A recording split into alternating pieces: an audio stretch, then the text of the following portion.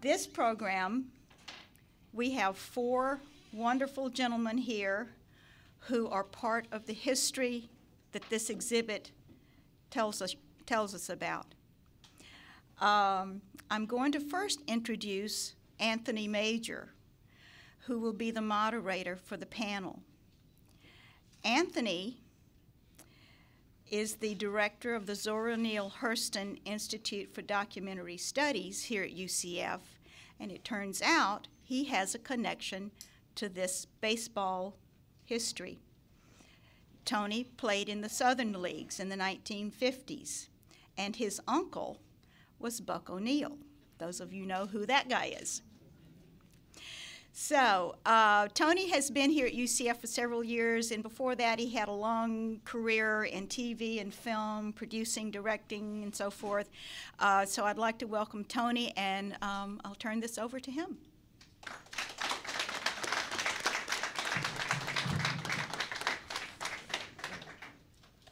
Thank you, and welcome you all.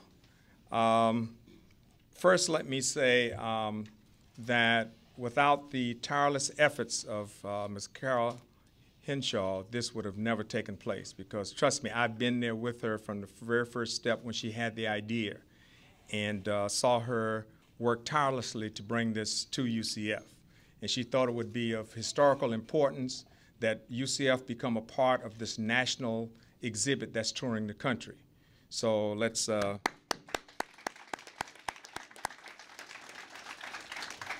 So when she asked me if I would moderate the panel, how could I say no? Especially on a day that I don't teach. So I had no excuse. But the way the format is going to go, and we're going to get right to it, I'm not going to waste any time of my stories, because we could be here for the next hour. You never give a microphone to an actor, what I'm going to do is introduce each one of these wonderful gentlemen, one of who I played against, and he won't admit that I struck him out one time, but his memory is, he said, as long as I tell about the home runs he hit off me, you know what I mean? I was a pitcher. But I did play for the Sarasota Red Sox I actually started when I was 15, to give you my little short story. And all my life, all I ever wanted to do was play Major League Baseball. If that had happened, I'd have never seen UCF or been here to teach these wonderful students. Amen, amen. But I guess there was another plan for me, because I could only pitch, I couldn't hit, And when I moved to New York, I saw snow for the first time and ruined my shoulder and didn't know what cortisone shots were, and my career went down the tubes. Buck O'Neill was going to come back and sign me my senior year in high school, even though we didn't have a high school team, because I was playing. Of course, don't tell Hofstra that I got paid to play baseball, But in the Southern League, they didn't know about us, so I did end up playing at Hofstra University in New York. But I played, started when I was 15, and I just remember that we had a lot of doubleheaders on Sunday, and my grandmother who raised me said, no, you can't play because you got to go to church. But the manager kept coming, kept begging, saying he's good enough, let him play, let him play. She said, okay, well, what times did the game start? And I think they started like 1 o'clock or 2 o'clock on Sundays. It has to be after church. After church, right. So she said, you can play home games. You can't travel because it means you miss Sunday school and church. But anyway, eventually I did play and had a wonderful career with the Red Sox, and we played, as you'll learn later, against the Bradenton 9 Devils, and he'll tell you how that 9 came to be. They did used to kind of put a whooping on us, but fortunately for them and unfortunately for us, a couple of our best ball players played for Bradenton. I never could figure that out. Maybe they had pretty women over there or something. I don't know. But anyway, I'm going to introduce them, and then once I introduce each one of them, I'm going to ask them to give us, 5 or 10 minutes of their stories, and then I'll open it up for questions afterwards, okay? At my far right, we have Mr. Robert Peachhead Mitchell, Sr., Kansas City Monarchs right-hand pitcher. Oh, okay. From 54 to 57, and he's the national coordinator of the CNNLP. Okay, Mr. Mitchell. You can stay there. We're going to come to you. Yeah, we want you to be comfortable. I'll bring a microphone to you, okay? Next, we have Mr. Leonard L. Harris, the Kansas City Monarchs, also right-handed pitcher from 1954, Mr. Leon Harris.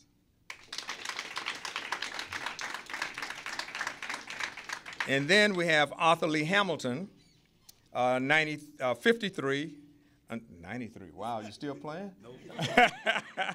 1953 to 1954, the Indianapolis Clowns, Mr. Arthur Lee Hamilton.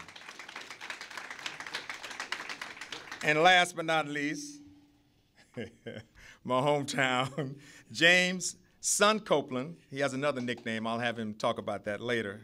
Of the Florida State Negro Leagues and Bradenton Nine Devils. Son is a, what, that long word? Octogenarian. Wow. 86 years old. Let's give him a hand. So imagine how old he was and how good he was when I was 15, huh? Okay. Okay, so we're going to kick it off with Mr. Robert Mitchell, who's the coordinator for all of this, and let him get started with his stories and welcome you all. Mr. Mitchell.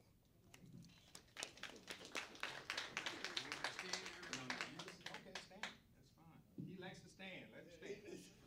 You coming over here? Yeah. All right, all right. Make him comfortable.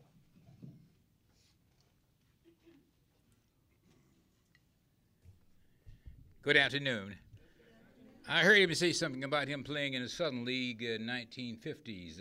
I don't know how you got there because they wasn't letting us in too much in any league. No, this is all right. Yeah, this was well, I'm from West Palm Beach, Florida originally. I went to 2 schools. First school was Industrial High School. Went there from the 11th grade and about the 2nd semester. Transferred to Roosevelt High School because at that time everything was, segregated. I went to the one school for 11 years. They had from 1st to 12 on the one campus at the time. My interest in baseball came about when I was young, playing sandlot ball. Sandlot in its truest form. That's when you have makeshift baseball diamonds, sandy lots, weeds, sand spurs, and everything else in the sand.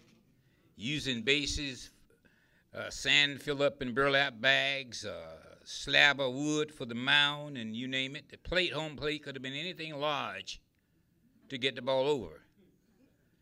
There was no such thing as a little league. And then from there, I honed my skills because I used to like to throw rocks. I used to like to throw the rocks on the railroad track, FEC tracks at the telegraph poles. And I got pretty good at it. And as a result of that, I went on to start playing with the older fellas, guys 17, 18 years old. I must have been about between 12 and a half and 13 at the time. And I graduated from there and started playing high school ball. They wouldn't let me play in the freshman year. I had to wait until I got, sophomore on up, which I did. So the coach wouldn't allow me to play. He say, Peachhead, if you want to play now, you want me to play no more high school ball. Because the day the uniforms came into the owner's little back room, I went back there to get my uniform, and who walked up with Coach Brooks? He said, all right, now, you won't play any more high school ball after this. I said, no, Skip, I want to play this brand of ball, which was the Florida State Negro League. They had teams like Bradenton, Orlando, St. Pete, Tampa, and Sarasota was in the league too. I never pitched against those, but I beat everything else that came to West Palm Beach on a Sunday, and that was our game. The game usually started at 3 and 3:30 every Sunday. Nothing before that time, and that's the time when they used to ballyhoo the game. That is, get cars. You used to get on the back of cars and lean over the front, sit on the fenders, and be allowed by the ball game today at Lincoln Park. I played during that time with the West Palm Beach Lincoln Giants. I played with them in 1951. During the moment I graduated, I went out to the ballpark, threw my suit roll over the fence, got in, and suited up, and that was my first game with them. I remember playing one time against Bradenton. It was a fellow from South America came there looking for pitchers. So I'm laying on the bench with my glove over my face because of the sunlight. And I heard him talking. One of my outfielders was out there nearby. So the guy was telling the owner of the Miami Giants, who was touring him around Florida looking for pitchers, say, here's a pitcher. So when I took my cap off, he looked at me. He said, no, Escalia, no, Escalia. He said, guy said, no, he's not a school pitcher. He's a league pitcher. And I was a league pitcher. I think only one person that could attest to that would be sitting right here. I'll get to that later. but anyhow, it went on until everything that came through on the Sunday, God is the witness for this, I beat. Everything. I mean, 9, not relieving, 9 innings. I was strong. I felt good. My arm felt good. And it graduated on, so I tried out one time for the West Palm Beach Indian, which was the only all-white club in the Florida International League, a Class B league, which was the fastest B league in the country. In fact, it was so fast until the major leagues used to send their players down for 24-hour recall to get themselves together. I went out there, and the owner arranged for a fellow named Mr. Brady, who used to own the big beer concern there in Palm Beach County. He was the major owner of the club. So I went out there and went to the general manager's office. Bruce Henry was his name. So he said, you think you can play this brand of ball? I said, only difference, these guys are white and I'm black. He said, okay. So I went in. He told me to go suit up. Went in the dressing room, suit up. And while I was in there, I heard some remarks of racial overtones to him. And 2 players told me, said, kid, don't pay no attention to that, like that. So later on, I went out there, and I think Bucky Harris used to be in the majors. I believe it was the Cubs. He was a catcher in with the major leagues, and he warmed me up, and I pitched to batting practice to 2 batters. Went in, and that was the end of that. Went in the dugout, and that night they played the Tampa Smokers, and I mean the Tampa Smokers trounced them. They used 6 pitchers that night. I wanted to go in so bad, but I wasn't signed by them. I knew what I can do, and I was watching what they can do, and I was comparing the two. And usually I get pretty right on that. And the next time I read the paper, say, Robert Mitchell will not be signed by the local league, but to a league of low classification. So I said in my mind, hell no. No. And I didn't go there. So what happened was I went to Philadelphia. And before that, I went back with the Florida Cubans. That's in 1953. That's when I met up with the Monarchs. Buck O'Neill was the manager at the time. So that night, I couldn't find a plate, but I was throwing, let's say, Aspen Terrace or Collinsville liver pills. The fans know what I mean by that. But I couldn't find a plate. I struck out one batter swinging, and they had a fella there that couldn't get around on my fastball, but he hit one probably about 10 inches above the brand of the bat, and a little fluke, and it wasn't played right, and he got on. That was Ernie Banks. He couldn't get around on the fastball. It was Ernie Banks. He had just got back out the Army from a 2-year stint because they had him before. And then it went on. I went to in Buck. I was so discouraged with myself. I didn't go with the Cubans were because all Cubans anyhow, and all of them had to use that one shower, I imagine. So I went in with Buck and them at Henley Field where the Detroit Tigers trained. And I went there. So Buck looked at me and say, "You always that wild, son?" I said, "No, sir." He said, Hop told me to get you away from up here. I said, yeah. He said, Hop is my coach in high school coach at the time, and he played with me too in West Palm Beach. I said, well, what's the offer? He said, I don't know. We spring training now. So he said, fastball goes? Yes, everything I have, all right. He said, I'm going to tell Mr. Barrett, T.Y. Barrett, to write you. I want you.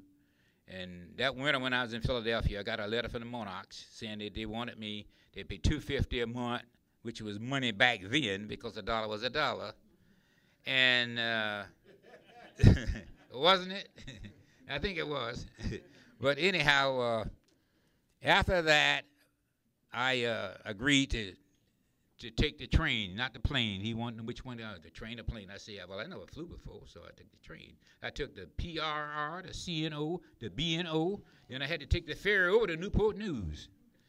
That's when I played against the first Negro League team, the Indianapolis Clown, which was a darn good team. They had people like Ray Neal hitting 3-something every year. And they had a little young catcher. I think he's about 17 years old then, sitting right here. So if I'm saying anything wrong, tell me I'm wrong after I get through explaining it. The first 3 inning stint is what the pitcher's supposed to pitch, okay, in spring training. The first 3 up went down swinging. First inning. Next inning, they went down swinging again. The next inning, they went down swinging again. So I asked Skip. I said, Skip, these are my boys. Can I have another one? He said, yeah, all of them your boys. Yeah, go ahead, homie, and take one. So I took another one. The next 2 went down swinging, and the other one popped up over second base. I'm not a liar, man. No, you're not lying. Okay. So that's generally where it went, and I never seen any. I hear guys say about the Klan telling them to get out of town before this time. I never seen anything of the Ku Klux Klan, nobody like that during that time, never. We had white people come to the game. They gladly come to the game, and they were able to sit anywhere they want to sit, too. So as a result of that, everything went very well. I went with the Monarchs in '54. I went up to Canada with them, and Buck said, he said, homie, Mr. Bear, why don't you go to Nebraska? There's a league there in Nebraska with Holdred, Superior, and teams like that. So I went out there and stayed a month because he had another Cuban pitcher out there. I won to pick up 1 win, believing him. And they told me the Monarchs wanted me back. And so I met the Monarchs in Kansas City. When I got there, that's the first time I saw Satchel Paige. It was up in the lobby of the Streets Hotel. He was upstairs in the lobby. They're talking with Buck and them in the lobby. That's what we do all the time, in the lobby talk. And he said, homie, he said, you're going to have to go home now. Your grandmother passed. He said, but you'll be back here next year. So got my train ticket and everything, and went on back to West Palm Beach, and that's how the one thing. Everything went along that line. So in short, what I'm trying to say is that everything went well. I never seen anything of the liking. Only time I ever seen anything, we was in Canada one time, in St. Thomas, Canada, and prior to the game on the sideline warming up, 2 little kids around about 9 and 10 years old came near the box seat area of the fence, and he said, aren't you niggers? I said, look here, boy. And he ran away, and two women ran him away from there. The other little incident, I said, it wasn't no real incident. It was just strange. I was in La Crosse, Wisconsin, where I left the club. I left the club because my fiance was about to have a child, and the owner didn't want, the manager didn't want me to go. He gave me what I had coming, some of his money, so I went on back to Philadelphia. And we got married, and that was it. So, in short, one other thing I done, and I explain, be brief, because I want these guys to talk. I know how to adjust the time pretty good, because all we do is stand around anyhow. But I can adjust the time. So, but anyhow, playing in the Negro Leagues, I learned we had to have a lot of self-discipline. You have to have that self-discipline because Skip wouldn't allow you to be acting any kind of way. You know, guys leaning in the bus, you know what I mean, and getting out, being boisterous, none of that. And in Kansas City, you definitely not be carrying yourself that way because in Kansas City, we were just that, Monarchs. They had banners all in every store. You think a campaign was going, red, white, and blue banners everywhere, waiting for the Kansas City. That's the first time I ever seen a black judge in my life. The Boosters Club had 1 or 2 black judges and had these guys from these fraternity, Masons and things like that. They were our boosters. They always meet the Monarchs the Saturday before the game, and things went along that line. And the team in Kansas City was the Kansas City Monarchs, not the Kansas City Blues. The Kansas City Monarchs were the team in Kansas City. We played at Muhlenbeck Stadium. That was the team in Kansas City. That's when they had people like Vic Powell and Alson Howard, who used to be with the Monarch too. He went with the Yankees, as you know, as a catcher. And I was instrumental with the help of Senator Nelson to get some 30-something plus players, and about 40-some getting it now, sort of a supplemental income that we call a pension. They get $833 a month every month, which the probably check that we get now coming up with probably on 10 days from now. And they've been getting that. The commissioner said they'd be getting that until 2012. That's when he leaves. But before he leaves, probably the next few weeks, I'll be asking him to give us lifetime, like they gave the first guys lifetime. And there are 30-some other players who haven't met that criteria. They only have 1, 2, or 3 years. And I think the Major League is capable enough to give them something. That way, the commission would have dealt with the entire Negro situation. His legacy would be a great one for us dealing with that.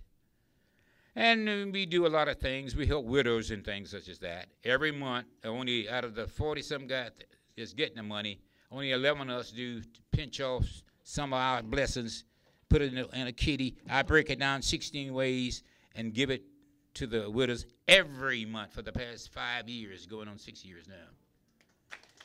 And those merchants, that memorabilia were there, plays a great role in extending the amount of money that these women get. And some of those women are older than I am.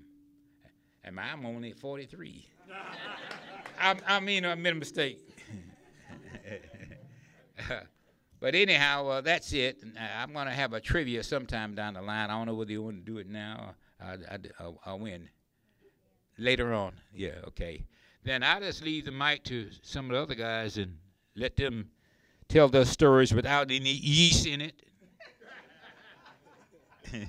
Okay, thank you.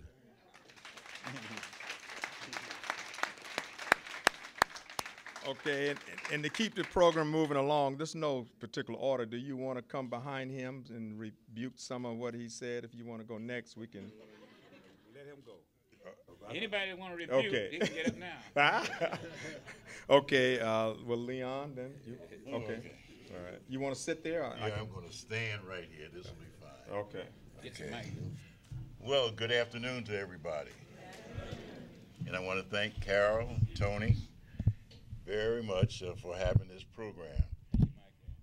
Yeah, okay, but I'll stand up. No, that's fine. Yeah, I'd rather stand up. Got some nice ladies, and in fact, I should take my hat off. But you know, it's a strange thing. I heard Bob talk about his $250 a month, and we had contracts, but I was making $400. But we were only getting $3 a day to eat. Some of them got $500. I know that. Some got $600. That's right. But I know what I had. But I'm going to get more serious. Last month, February, was Black History Month. Black History Month was formerly Negro History Week. It was founded by Dr. Carter G. Woodson in 1915. And the reason Dr. Woodson had Negro History Week at that time was because the schools and universities did not have any knowledge of the contributions that blacks have made in this country. It was sad. Just to give you an example, the Encyclopedia of Baseball, which had over 2,000 lines and 100,000 words, not one single mention of Negro baseball was in the Encyclopedia of Baseball. It really is unbelievable. And today, some of our people, our students, don't even know people like A. Philip Randolph, Dr. Ralph Bunch, Thurgood Marshall, Roy Wilkins. All of that is very, very sad.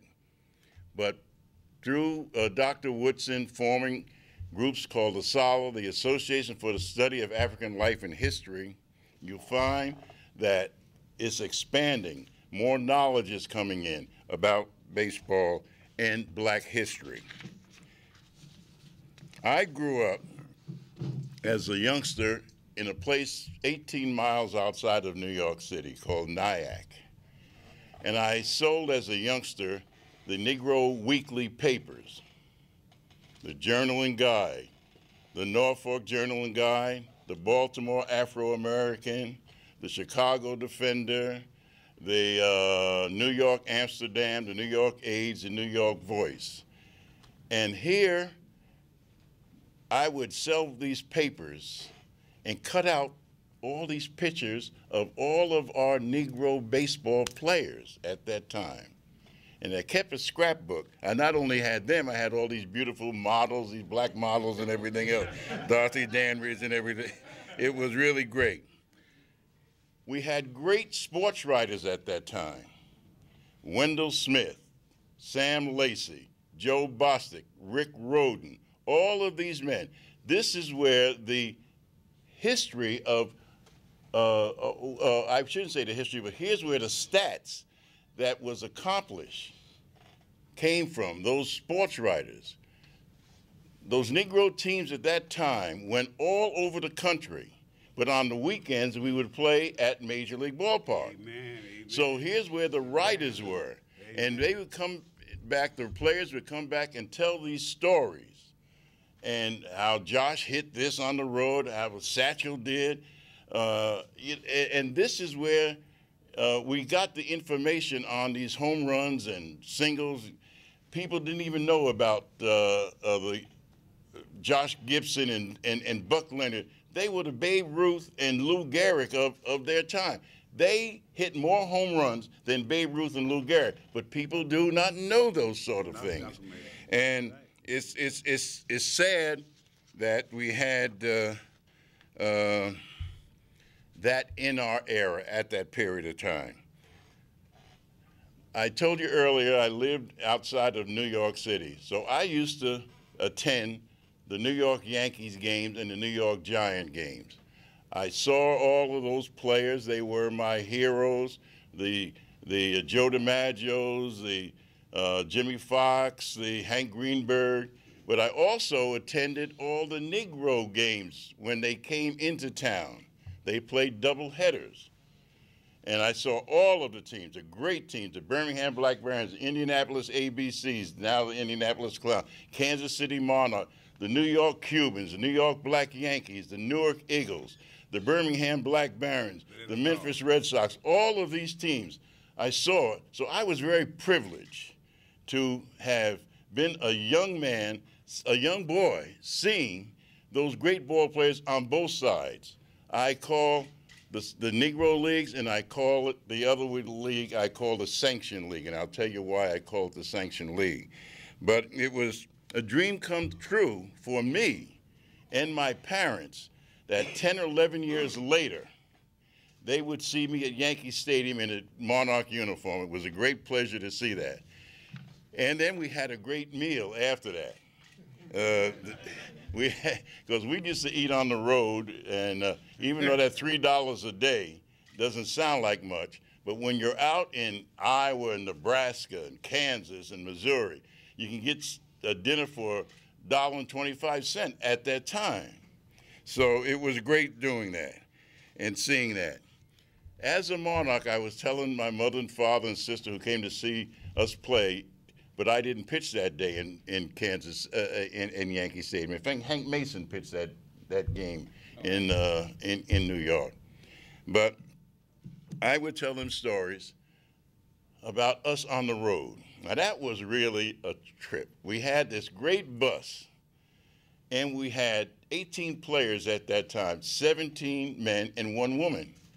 You have to realize that during that period, Jackie had come in 1947, and the attendance in the black league was diminishing after Jackie had come in. So we had to have attractions like the Clowns and a woman ball player. In fact, Ham's team had 2. We had 3. They had Connie Johnson and Morgan, and then we had Tony Stone. You know, we had all of that.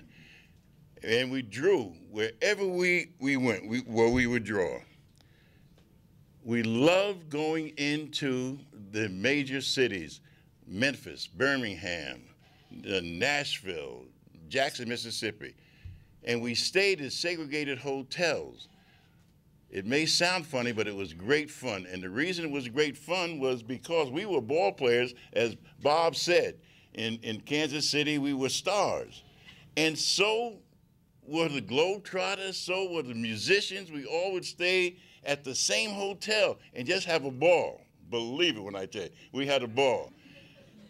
Our black liquor salesmen were there. Our black beer salesmen were there. We really had it. We really tore it up. I'm telling you, it was just a great time. And at that time, Negro baseball was the third largest business, African-American business.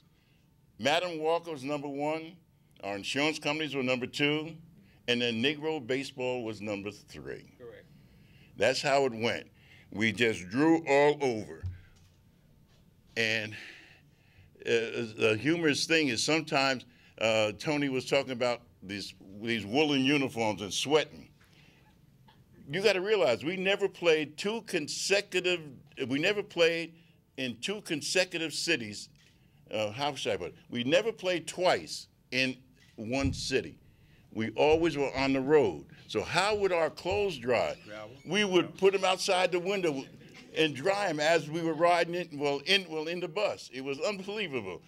How could Buck O'Neill keep everybody together? And how he did it, we had so much fun. We never had a fight with any of the ball players. No, and that was unusual to have 17 men and one woman in there and not have a fight. But and what we would do is sing the blues. I was on the bus, Ham would start, then I would start, then Sonny would start, then Mitch would start, and sing the blues. We had 4 Cubans, and they were great ball players. Oh, man. They would have the bongo drums playing. We just kept going. It was really unbelievable, singing the blues and listening to the music. And I tell you, it was just a great, great time in history. And I hope that you all will remember that. I hope that you do remember this. And you have to realize one thing about Negro baseball. Every single ball player that went into the sanctioned league was from the Negro Leagues. From Jackie, Larry Dovey, Monty Irvin, Don Newcomb, Ernie Elson, everybody, Sam Jethro, everybody came from the Negro League. That's when I said, no longer the sanctioned league.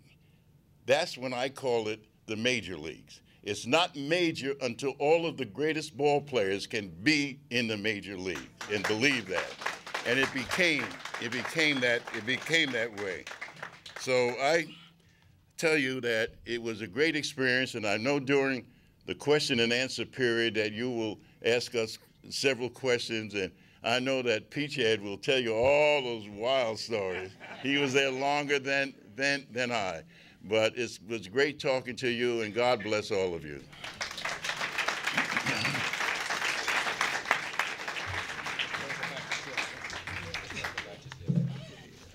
Good afternoon to everybody. How y'all doing? I got a lot of good stories I could tell you. You got that right. And I got some I don't want to tell. But I started when I was 16 years old in the Negro League. That's really not the Negro League. I started out with a team called the Untitled Clowns in 1953 in Jacksonville, Florida. When we had Tony, but she was a lady ball player, and we had a good ball club. But our catcher got hurt, and I was a little old boy. I was a minute, big as a minute, you know. And the manager said, asked a guy who used to play with them, Preacher Henry, he asked him, hey, Preach, I need a catcher around here. Our catcher hurt. Piggy Sanders hurt over there and came like that, and he ain't gonna be able to catch. He said, do you have a catcher around that can catch a night for me? I said, he said, well, I got one, but he a young man. He ain't but 16 years old. He said, go get him. So I was living in the project. I said, I don't have no brothers and sisters, nobody but me. And so he come out my house, I was coming from school, and he said, man, hey man, you want to play some baseball tonight? I said, what I'm gonna do? Go out with the clowns out there tonight. Clown? I said, no, I'll go. I said, okay, man. So I asked my mother, could I go? She said, you going out there and play then? So I went out there that night, and when I got there, Buster Hayward, the manager on this post right here, he's on there, and he said, I want to see how can you throw. Man, could I throw? I ran back, man. We had that lady back. I threw the ball that low to second base, boy. So the lady jump out the way. Don't throw that ball too hard. Don't throw the ball too hard, like that. So we went to we played here. We played in Jacksonville. Then we had to go. We were coming to Orlando to play down here that night. Play down here that night. Not that night, but the next day. So y'all have a guy down here that I played with. He used to live here. That I played with here. Lived down in Orlando. Choo Coleman. Everybody know him? Heard of him? His name Clarence Coleman. You heard of him? He played with the Mets. And he the first guy hit a home run in old Shea Stadium. Another thing I got, and I can tell y'all, the last home run was hit in the Negro League All-Star game. Y'all know who done that? No, I don't. Me.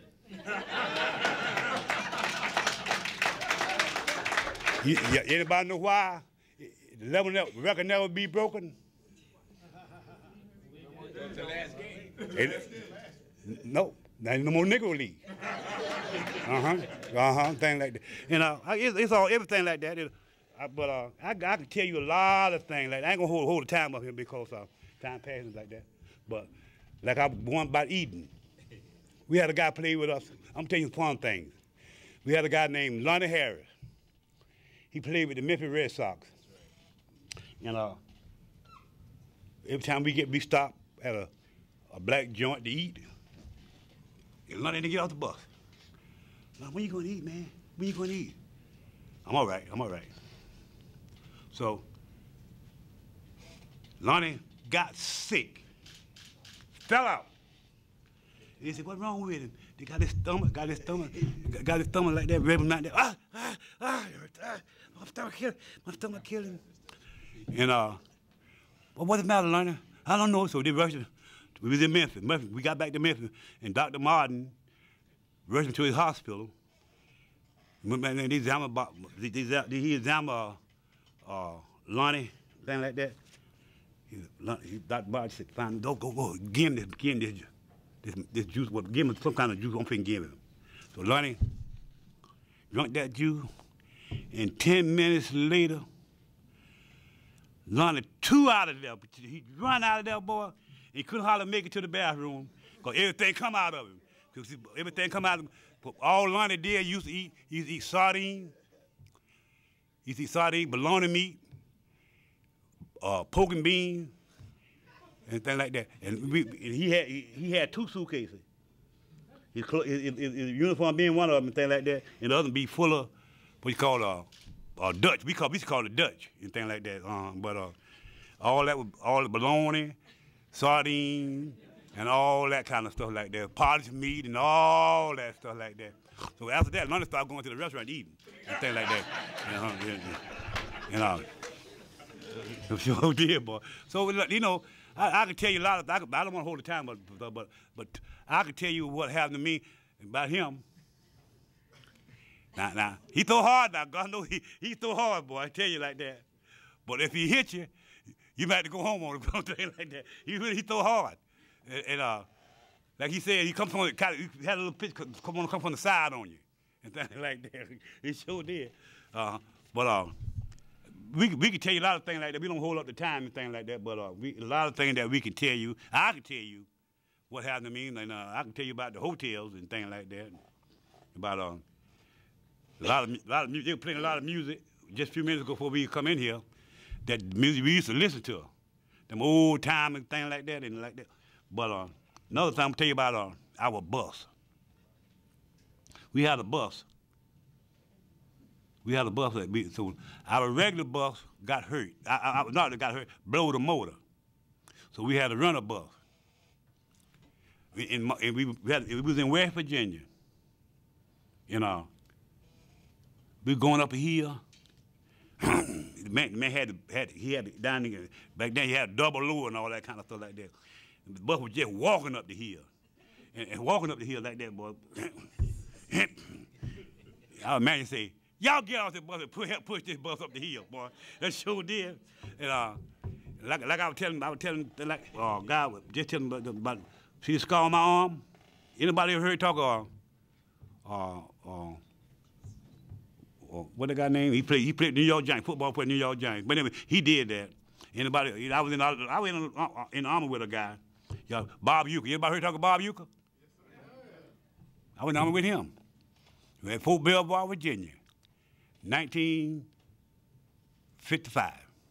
That's why in 1955 we were with Bob Euchre and we played on the same team. I was the only black on the team, but he was the catcher putter. And we played in old Griffith Stadium. Old Griffith Stadium before they tore that down and anything like that. So there's a lot of things I can tell y'all what happened back in them days like that. First of all, I like to tell y'all, ask y'all, anybody got any questions like to know, like before we can answer, before I can answer some what I know? Huh? Okay. I will let him talk then. Go ahead. Go ahead, let him talk. Well, when I come up, it was a little different. I started when I was about 15. And I didn't even know how to put on the uniform, but they kept me there. So when they put me on the uniform, I was pretty fast in sports, things. I was pretty fast. I weighed about 135 pounds. They talk about the whole Bama clowns and the thing. Yeah. See those pictures there? We run y'all too. We run up to the 9 Devils. Everybody knows the 9 Devils. You can ask him. I guess we were scared of the devil. Orlando too. So I come up and play with Brady 9 Devils, and when I was 15, we played there. Then I went to Texas and played a little bit, about a year or so, come back. But everything was all right, but they talk about the money. Some money was better than no money. Back then, I can tell you that. Didn't make no money. So, but I had a good time, playing ball. That was my boss at Hinshaw. I always thought that I was going to go to the majors too, but about the time I got a chance to really go to the majors, I got too old because I had about 7 children. 5 boys, 2 girls. So that's one over there and one over there, and that one. So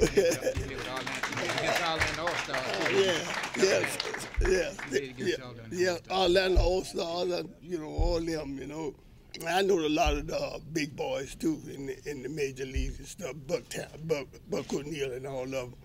But anyway, when I had a chance to go there, I was a little bit too old, I think. Your team, Kansas City. That's the way I know a lot of them like that.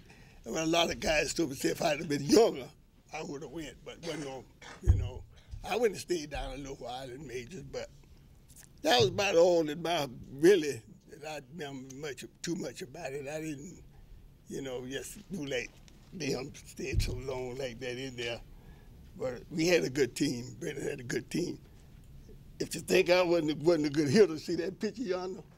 Yeah. See that picture over there? That tells a story right there. I weighed about 135, 40 pounds. I hit one home run anybody on 9 Devils team. All right. Yeah, that's right. Yeah. So I had a good time in baseball and stuff. So I didn't. That's it shocked with me because I didn't really didn't make it to the majors. So that's about my story. You just make it short. Yeah, so if you have any questions, I can answer them, but that's shortstop. I was fast. Oh, let me tell you, I got 1 or 2 things to say. Yeah, I didn't think about this story. Yeah, we had a pitcher one time. Tell the story. We had a little pitcher one time. We went over there to Singers. Post St. Joe somewhere. He was throwing hard. So the first 2 or 3 innings, he struck everybody out. Tell me something, Bob Feller. We went over there about 3 innings, nothing. I heard one boy say, man, old boy said, y'all ain't nobody got no scores? Said, no. He said, but man, y'all better get some scores because he got asthma. So I went back there and told my boys over there, our team, I said, man, that old man over there have asthma.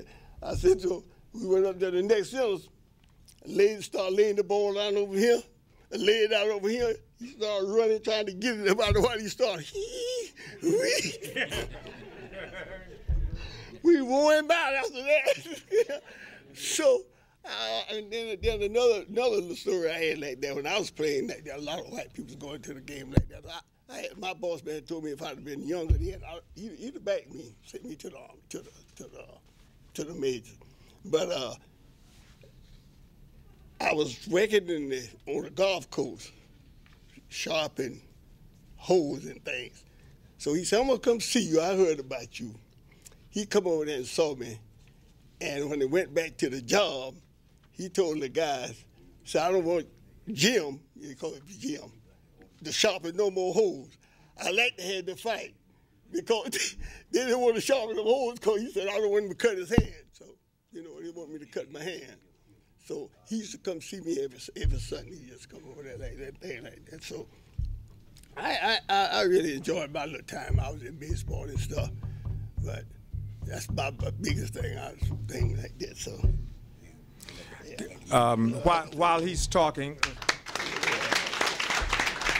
yeah, he said he was fast. Yeah, he had another nickname. Can you tell us what that nickname was and how you got it? Feist. Feist. The talking fast, talking so much like that. What so he played fast, ran fast, and talked fast. Talk fast. Yeah, I was fast. Yeah. But all of the, as you notice that most of the ball players of that day all had nicknames. Yeah. So I think my first question would be to throw it open to some of the stories in reference to how these nicknames came about, and just a few of them. We don't have to, time to cover them all, but just a few of the nicknames that you guys got, or how you named somebody something in reference to playing ball. Well, mine, they used to call me Junior because I was the youngest thing on the team at that particular time. When I first started, they called me Junior. Oh, okay. Want me to go take the shoes, have them shine, or shine the shoes, and things like that. Well, I was the youngest thing on the team, and they called me Junior. Okay. Well, nobody called me anything. But Buck O'Neill called me the stopper. Yeah. He said to me, he said, you remind me on the mound of a guy that played with me named Booker McDaniels. And I was more or less a reliever. I started a few games. I was only with him for a year. I won 5 and lost 2, but I would relieve. But the amazing thing was this: our pitchers were so good that they would go the full 9. So sometimes I wouldn't even pitch for about 7 or 8 days. And so, but he's the only one that called me the stopper. Well, my nickname was Son Copeland. I said everybody called me Son Copeland. Some of them called me Feist. They called me Son Copeland. Yeah, Son Copeland. Yeah, that was my nickname. Was on playing the ball there. Yeah. So they called me. Yeah.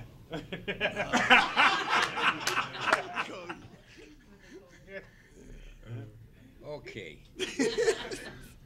White folks used to be the one that asked me how I get that nickname. He's in lieu of the white person. So when I was about in the 4th grade, me and a schoolmate of mine used to leave school, going down the hill, get halfway down the block. I used to cut through a wooded lot with a footpath, and we start calling each other nicknames. I called him Rabbit Ears, and he called me Peach Head. Because I imagine because I used to have my hair cut all the way off, and I imagine look around it in. Thank you all very much, and thank the ball players, and